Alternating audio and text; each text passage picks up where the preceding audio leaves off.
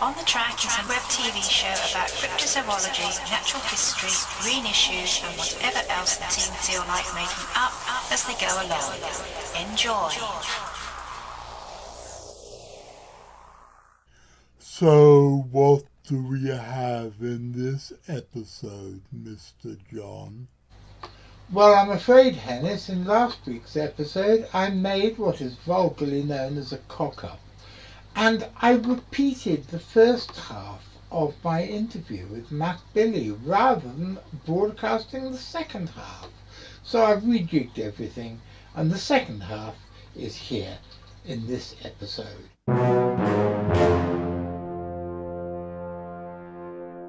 I really like the old credits.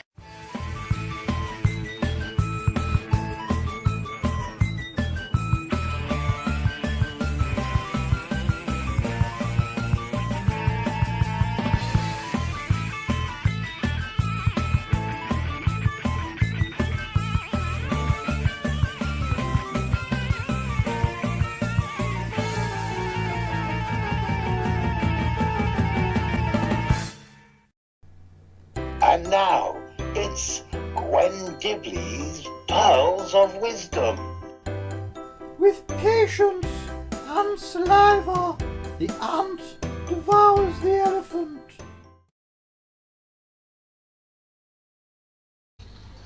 Good afternoon, ladies and gentlemen. My name's John Downs. This is Captain Phonobulax the Magnificent, also known as Peanut. And that's Lilith Tinkerbell, also known as Lilith Tinkerbell, and this is Archie, also known as Archie. In fact, his full name is Archimedes Archibald the Archimandrite, but Archie will do. I'm the director of an organisation called the Centre for Fortean Zoology, which studies mystery animals all around the world. And every Saturday afternoon at 3 and every Wednesday evening at 6:30, I bring you a show which I like to think of as a melange of hard science, weird shit, and surreality. What's surreality, you ask?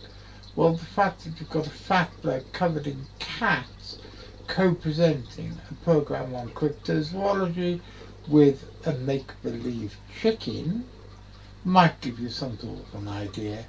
But otherwise, check this out. Well, ladies and gentlemen, much as though it pains me to tell you this, but there are more important things in life than cryptozoology and the other disciplines that we talk about on this show.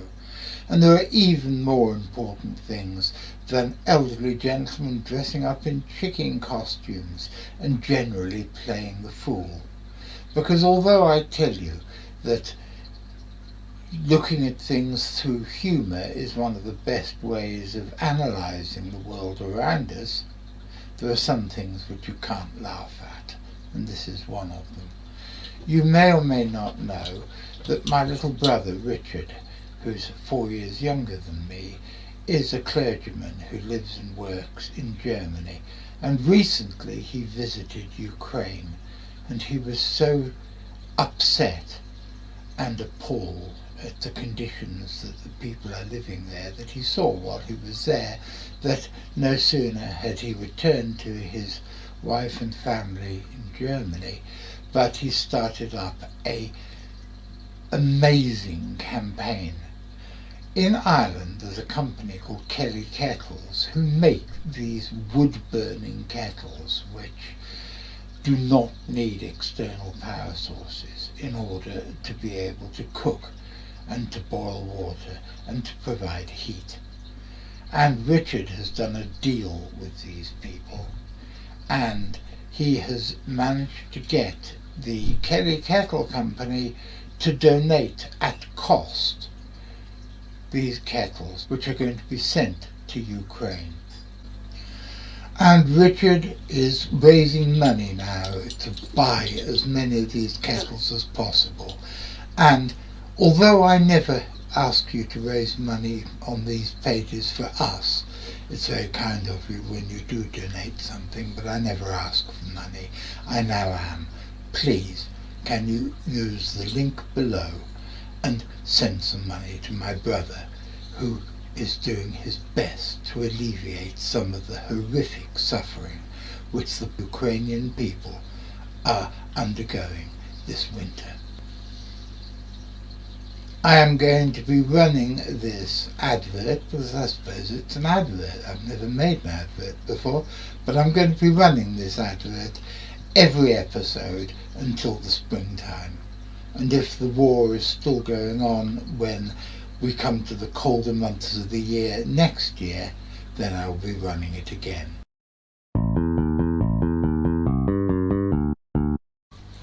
Now finally, except the cat's just jumped off, finally, here is the second part of my interview with Matt Bille that I carried out a few weeks before Christmas. Again, many apologies to everyone, particularly Matt, that I managed to mess it up and repeat the first half twice. But here is the second half, I promised, fingers crossed. And for those of you who don't remember what was happening 2 weeks ago, hey, I can't even remember what I did this morning, let alone 2 weeks back.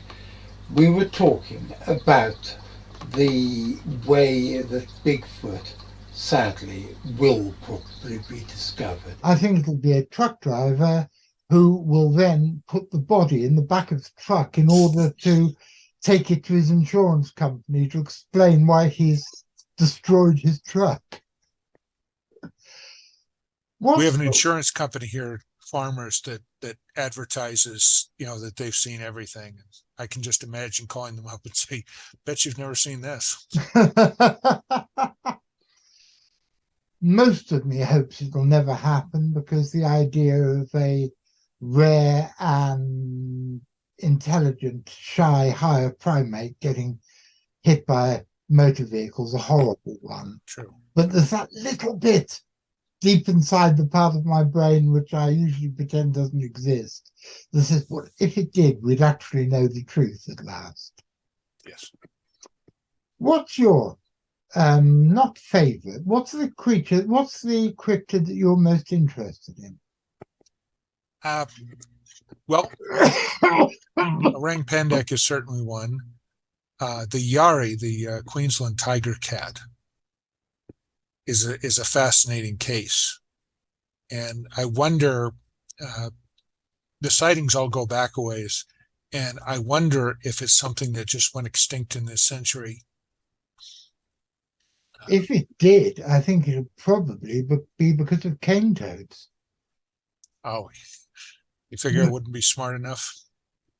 I don't know. It depends how toxic bufotoxin is on their nervous Marsupials, system, yeah. because if it's toxic enough to make them ill but not kill them, they might learn by their mistakes.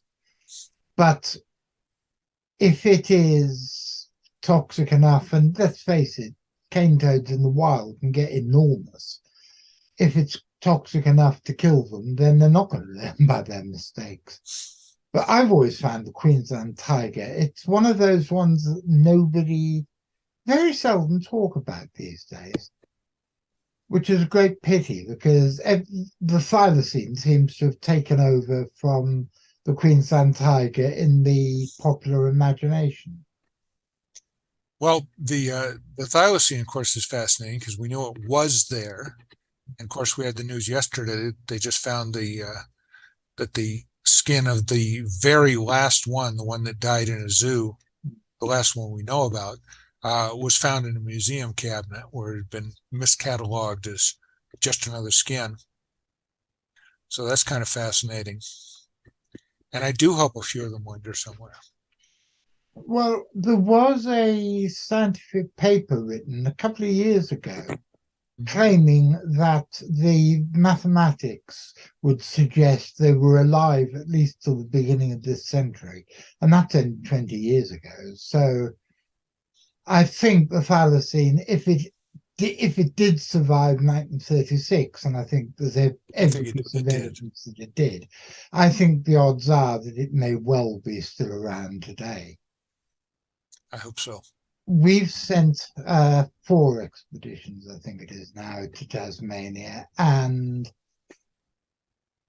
sadly, they've never heard it or seen it or got footprints, but they have spoken to people who've heard it. And apparently the sound it makes is distinctive and unlike any other Australian animal that's still Somebody called it a door creaking. Which would make sense, because I think a lot of people expect it to bark because it looks like a dog. But it isn't anything of the sort, of course. I always feel sorry for Benjamin, the last thylacine, the one whose skin's just been found. Because these days they'd say that Benjamin was misgendered because she had a male name, but she was actually a female animal. What about the animals on your doorstep? Because North America has got quite a few very interesting and searchable for cryptids. Yeah, it does. If you set aside, of course, the 800-pound gorilla there are some very interesting creatures. Some are about ranges or subspecies. I don't think we are 100% certain the ivory-billed woodpecker is gone. No, close to it, but not 100.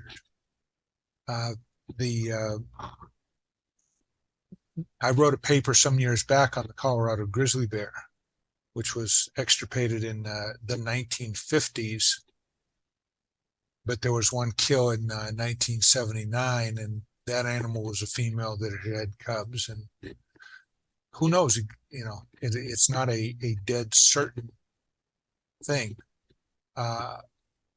We have some old reports of something huge and wolf-like in the Arctic.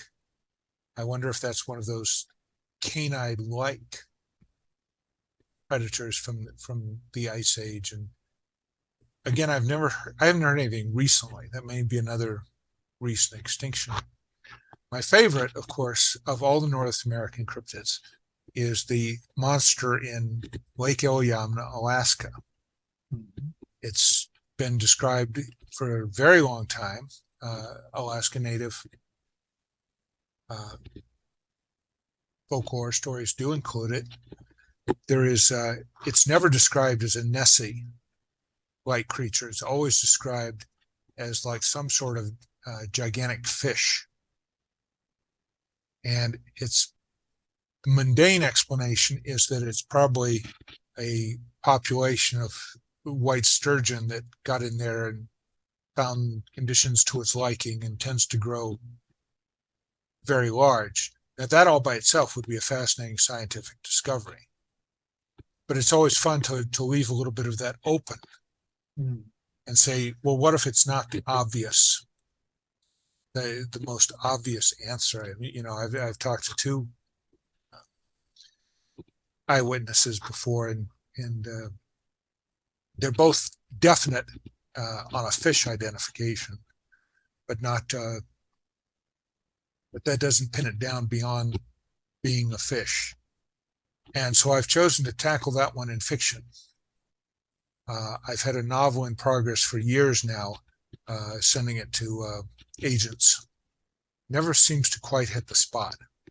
But I do have a novel called Apex Predator, raising the possibility that, well, what if it's Dunkleosteus?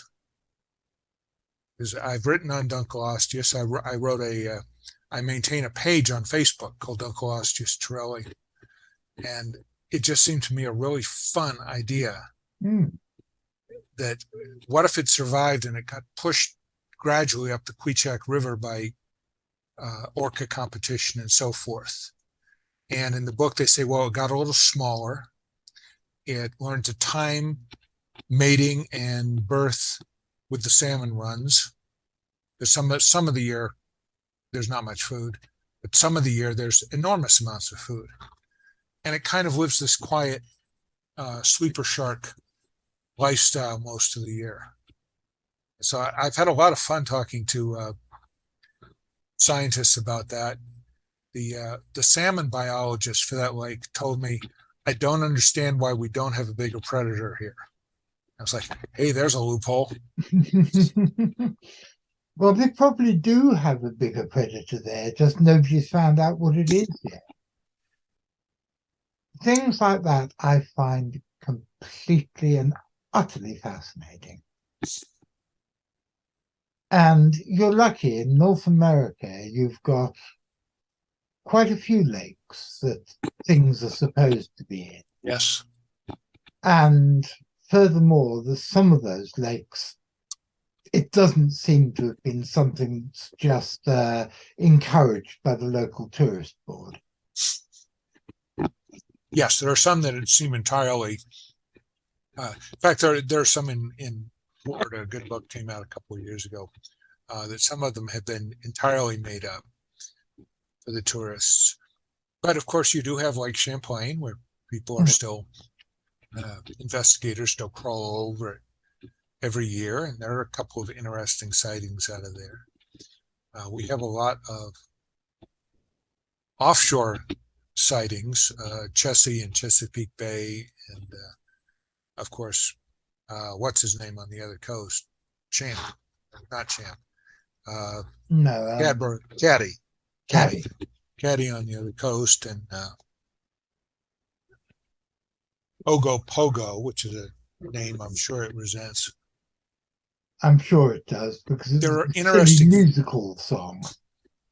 There is no hard proof of any such creatures in North American waters, but the cases are not closed, I don't think. No, I would agree with you. Have you seen that most recent piece of footage of the the creature caught on, well, I'm assuming it's a creature, the thing that looks like a creature caught on sonar in Lake Champlain? Oh, I'm not sure exactly which one you're referring to, but I'm aware there have been sonar traces in Champlain that do look like a large animal. If it is a large animal, what do you think it is? That's a tough one. It's a terribly tough one. The lake freezes over sometimes in the winter. However, seals in Lake Iliamna, which freezes over all winter, seem to be okay with air-filled areas under the ice and occasionally and holes in the ice. I can't imagine a reptile lives in those temperatures, or an amphibian. You probably end up with mammal as kind of a default. So that would be my best guess. I tend to agree with you. I think that anybody who is talking realistically about the survival of giant prehistoric reptiles is fooling himself. It's a pipe dream. Yeah, and of course, we are all thoroughly sick of having the coelacanth dragged into it every time somebody says that can't happen. Well, yes, because the coelacanth is a 6-foot long marine fish, not a 40-foot long necked prehistoric reptile. It's just nonsense. I feel sorry for the coelacanth. Yes, I think the coelacanth probably is as fed up with that as Ogopogo is fed up with being called after a silly musical song.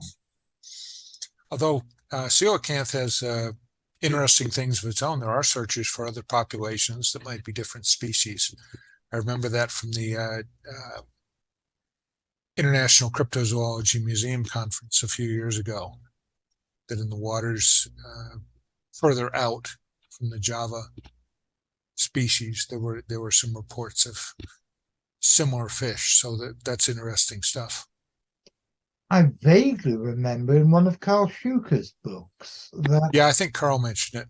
isn't there something about coelacanth-like fish being reported in the Gulf of Mexico?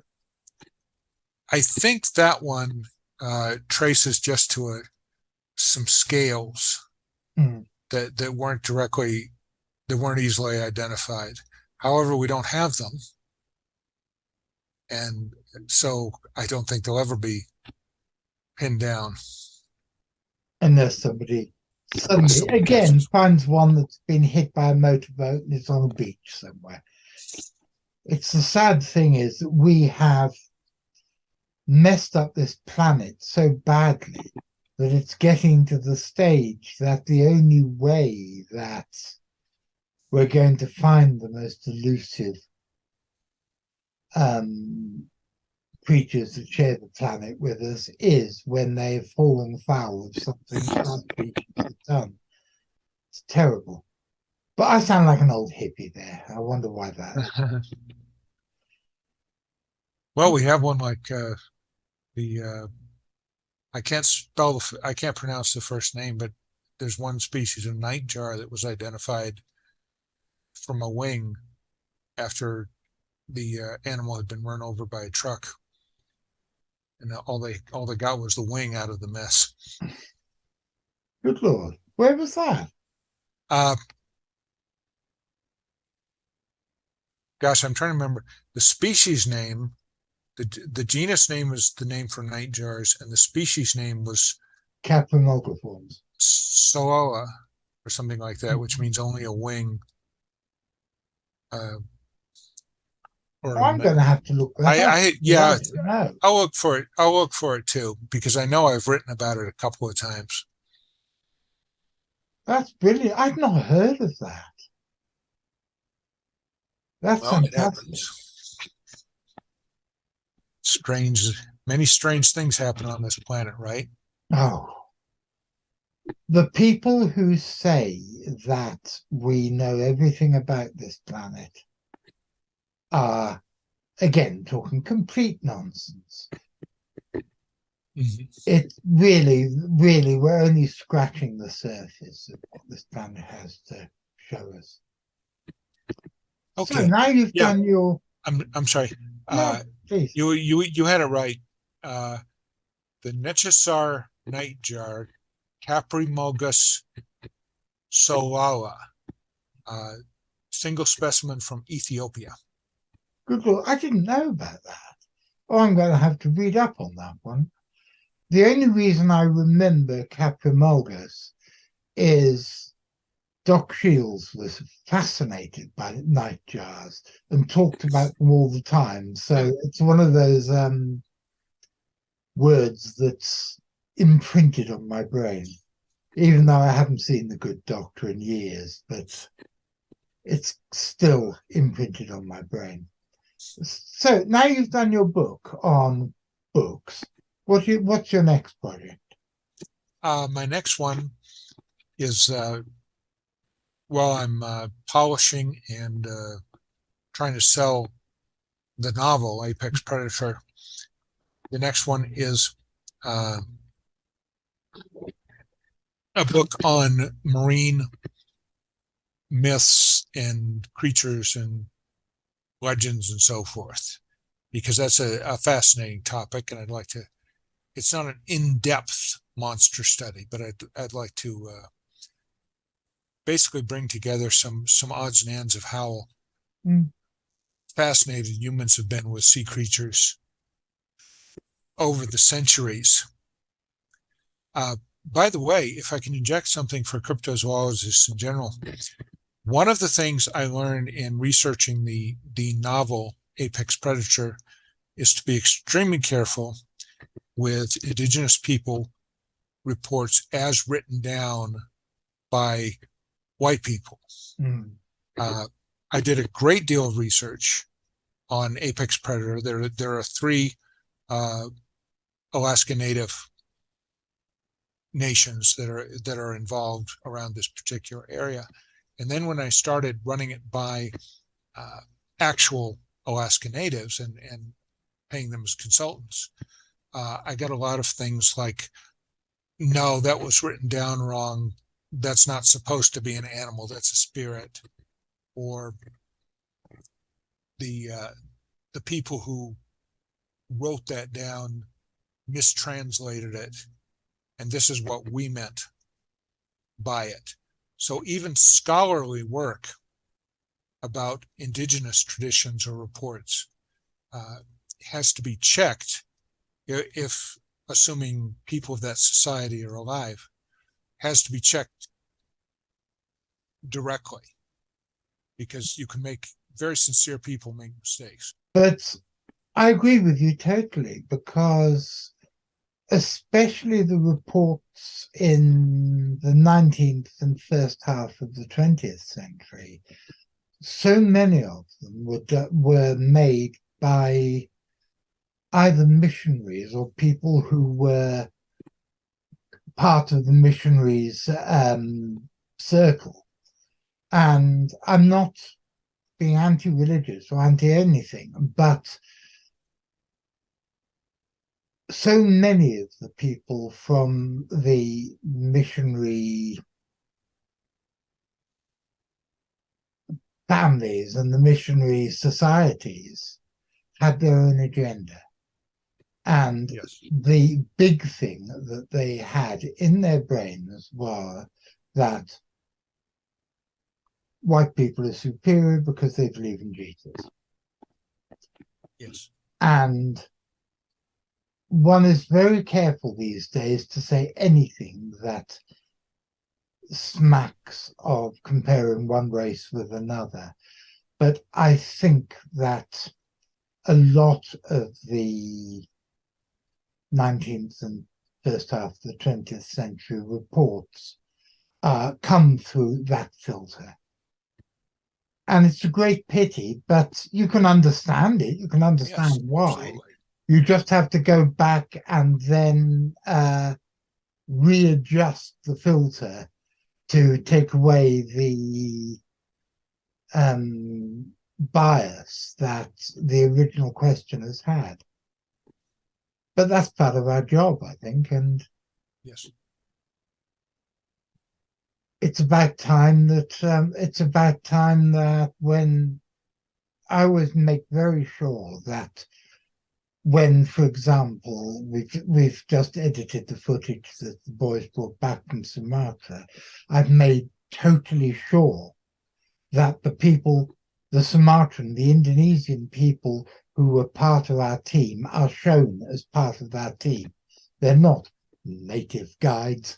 They are our equals. They are part of our team, and they are treated with as much respect as the English people are. And I think that's incredibly important. And I think it's something we need to bear in mind when dealing with historic accounts. yes.